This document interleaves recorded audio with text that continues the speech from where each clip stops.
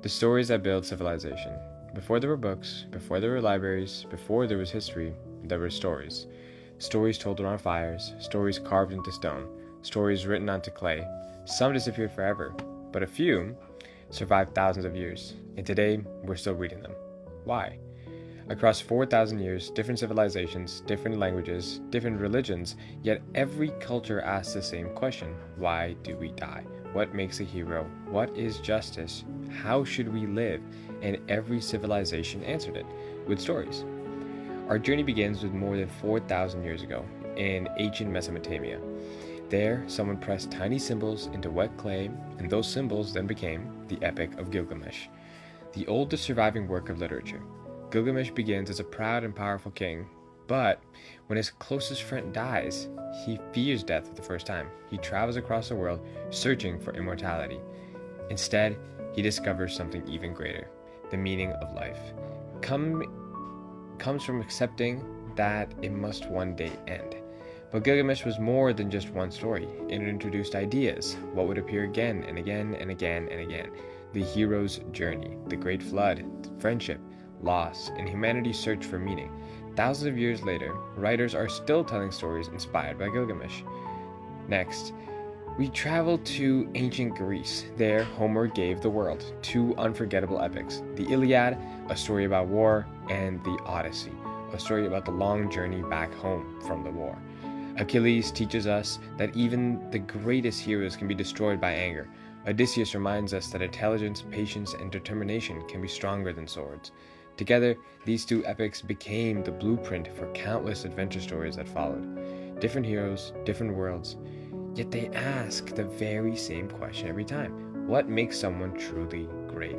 Nearly 2,000 years later, a Persian poet named Ferdowsi spent 30 years writing one extraordinary book, the Shahnameh, the Book of Kings. It preserved Persia's history, its myths, its heroes, and its identity. Without it, much of Persian culture might have been lost forever. Some books entertain, others preserve civilization. The Shahnameh did both. Now imagine telling stories simply to stay alive. Every night, Scheherazade tells her king a new tale, but she never finishes it. The king wants to hear the ending, so he lets her live for one more night. Night after night, story after story, she survives. This brilliant idea changed storytelling forever. Today, movies, television, and streaming services still use the very same technique, and we call it the cliffhanger.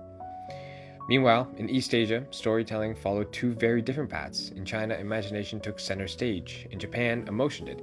Journey to the West introduced one of literature's most unforgettable characters, the Monkey King. Funny, powerful, mischievous, his adventures continue to inspire films, television, video games, and animation today. Japan chose a quieter path. The tale of Genji looked inward. Instead of monsters and battles, it explored the human heart: love, jealousy, memory, regret. Many scholars considered it the world's first novel. It was adventure, emotion, myth, history, and all these different cultures had one shared humanity. Then came, obviously, William Shakespeare. He didn't invent story, but he transformed them through unforgettable characters and beautiful language. Hamlet, Macbeth, Romeo and Juliet, their hopes, their fears, their mistakes still feel real today. More than 400 years later, people around the world continue to perform, read, and quote Shakespeare's words. But these stories never truly ended. They simply changed form. Today's novels, movies, television, video games, etc., even the stories we tell online, all carry pieces of these ancient masterpieces. 4,000 years, 6 civilizations, countless heroes, yet every masterpiece asks the same timeless question: what does it mean to be human? Perhaps that's why great stories never truly grow old, because every civilization leaves behind monuments. But the greatest monuments are stories.